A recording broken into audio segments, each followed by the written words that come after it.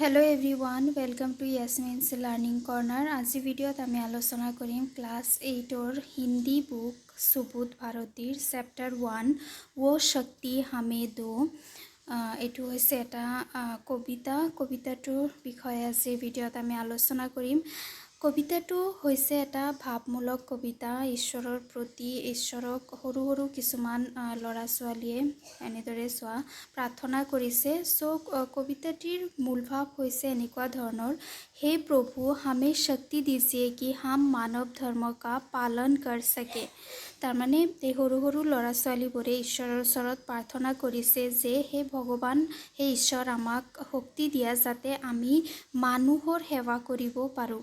दुर्गुणों से दूर रहकर सत्कर्मों को और प्रेरित हो। আমি যাতে বেয়া কামৰ পৰা দূৰত থাকোঁ আৰু সৎ কৰ্মৰ প্ৰতি আমি আকৰ্ষিত হওঁ, তাৰ কাৰণে আমাক শক্তি দিয়া।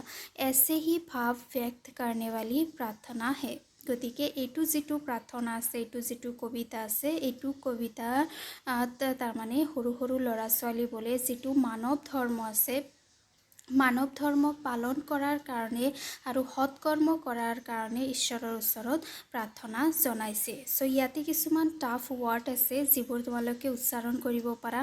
কৰ্তব্য, সন্তান, দৱেশ, শুদ্ধত, শুচি, মৰ্যাদা। ওকে, এতিয়া আমি চাওঁ কবিতাটোত কি কৈছে। वो शक्ति हमें दो दयानिधे।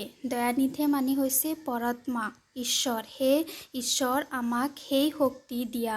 কৰ্তব্য মাৰ্গ পৰ ডাঠ যাবে। আমি যাতে আমাৰ নিজৰ কৰ্তব্যত থাকিব পাৰোঁ, আমি যাতে নিজৰ কৰ্তব্যৰ পৰা আঁতৰি নাযাওঁ। ডাঠ মানে কি? আঁতৰি নোযোৱা, একেটা ঠাইতে থকা। তাৰমানে নিজৰ কৰ্তব্যত যাতে আমি স্থিৰ হৈ থাকিব পাৰোঁ, তাৰ কাৰণে হে পৰমাত্মা, হে ঈশ্বৰ, আমাক শক্তি दिया। पर सेवा पर उपकार में हम নিজ জীৱন সফল বনা যাবে। আৰু এই যিটো আমি সেৱা কৰিম, মানৱ জাতিৰ যিটো সেৱা কৰিম, তাৰ উপকাৰ হিচাপে আমি যাতে আমাৰ জীৱন সফল কৰিব পাৰোঁ, আমি যাতে আমাৰ জীৱন সফল কৰিব বিচাৰোঁ এই কামৰ পৰিৱৰ্তে। हम दिनहीन निबलो बिकलो के सेवक बन संता फारे। আমি যাতে যিবোৰ দুৰ্বল মানুহ আছে, নিবলে মানে দুৰ্বল মানুহ, দুখীয়া মানুহ যিবোৰ আছে, বিকলে মানে কষ্টত থকা মানুহ, যিবোৰ মানুহৰ মানসিক তাৰমানে শান্তি নাই, কষ্টত আছে, দুখীয়া মানুহ, কষ্ট মানুহ।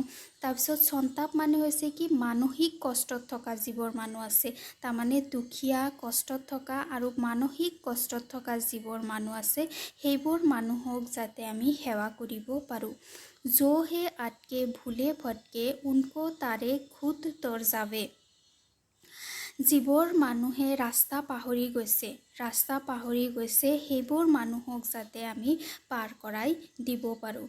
ছল, দম্ভ, দুবেশ, পাখণ্ড, জুঠে, অন্যায় সে নিশি দূৰ ৰহে। আমি যাতে ছল কৰা মানে কি? ফাঁকি দিয়া। আমি যাতে মানুহক ফাঁকি নিদিওঁ। দম্ভ মানে হৈছে অহংকাৰী, কিবা বস্তুক লৈ অহংকাৰ কৰা। দুবেশ মানে হৈছে জ্বলন, বেলেগৰ ভাল দেখিব নোৱাৰা। এইবোৰ যিবোৰ কাম আছে, পাখণ্ডী মানে কি? মিছা কথা কৈ বেলেগৰ পৰা টকা লোৱা, জুঠ, মিছা কথা কোৱা, এই গোটেইকেইটা যে কাম আছে, এই কামবোৰৰ পৰা যাতে আমি দূৰত থাকিব পাৰোঁ। বুজি পাইছানে? ছল মানে কি হয়? ফাঁকি দিয়া। দম্ভ মানে হৈছে কি? অহংকাৰী মানুহ। দুবেশ মানে হৈছে বেলেগৰ ভাল দেখি জ্বলা মানুহ।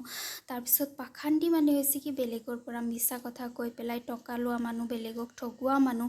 জুঠ মানে হৈছে কি? মিছা কথা কোৱা। এই যিকেইটা বেয়া কাম আছে, এই কামকেইটাৰ পৰা যাতে আমি দূৰত থাকিব পাৰোঁ। जीवन हो सुधव सरल अपना सुशी प्रेम सुधा रस बरसावे। আমাৰ জীৱন যাতে বহুত বেছি সৰল হয়, শুদ্ধ হয়, আৰু আমি যাতে কি কৰিব পাৰোঁ, আমাৰ জীৱনত পবিত্ৰ ৰসৰ দৰে আমি আমাৰ জীৱনটো বনাব পাৰোঁ। সুচি মানে হৈছে পবিত্ৰ ৰস যেনেদৰে হয়, তেনেকুৱা যাতে আমি আমাৰ জীৱনটো শুদ্ধ আৰু সৰল বনাব পাৰোঁ। তাৰপিছত লাষ্ট পেৰা কি কৈছে, নিজ আন বান মৰ্যাদা কা প্ৰভু ধ্যান ৰাহে অভিমান ৰাহে। আমাৰ নিজৰ যিটো আন বান মানে হৈছে কি মান সন্মান। আমাৰ যি মান সন্মান আছে, মৰ্যাদা মানে হৈছে প্ৰতিষ্ঠা গৌৰৱ। আমাৰ মান সন্মান প্ৰতিষ্ঠাৰ প্ৰতি ভগৱান তুমি ধ্যান ৰাখিবা, তুমি চকু ৰাখিবা, যাতে আমাৰ মান সন্মান প্ৰতিষ্ঠা বজাই ৰাখিব পাৰোঁ আমি। जिस देश जाति में जन्म लिया बलिदान उसी पर हो जावे। আমি যিখন দেশত জন্ম লৈছোঁ, আমি যাতে সেইখন দেশৰ বাবে বলিদান দিব পাৰোঁ, তাৰ কাৰণে আমাক শক্তি দিয়া।